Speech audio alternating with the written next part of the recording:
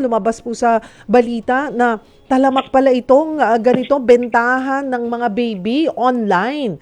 Kailan po nagsimula itong bentahan ng mga sanggol online base po sa inyong monitoring? Nakipag-coordinate na po agad si Yusek Janela with the NBI, and then fortunately nakapasok po siya sa isang Facebook group. So namomonitor po niya personally kung paano po yung nagiging transaksyon at nagiging modus sa loob po ng Facebook chat na yon. And then this year po, this February, sumulat na po kami sa Philippine National Police, and then March, nagkaroon na po kami ng mga case conferences with them.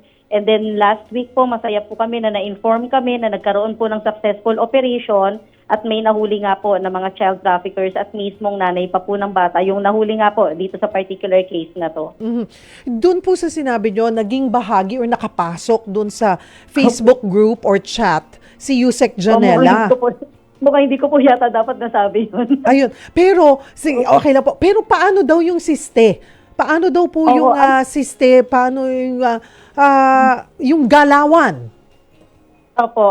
Meron po dong mga nagpo-post na mga nagpapanggap na mga mag-aampon ng bata. And then meron din naman po na nag-o-offer doon, nasa tiyan pa lang po ang bata, inaalok na po kung sino ang gustong mag-ampon. Meron din naman po na nakakapanganak lang ng bata, naghahanap na po siya ng po pwedeng mag-ampon doon sa anak niya. Meron din naman po may nagme-mention po ng kung magkanong amount na willing siyang ipaampon ang kanyang anak. And meron din naman po na nag-o-offer na habang buntis siya, doon na ho siya sa buyer titira para sila na po ang sasagot ng lahat ng gagastusin ng nanay hanggang sa makapanganak.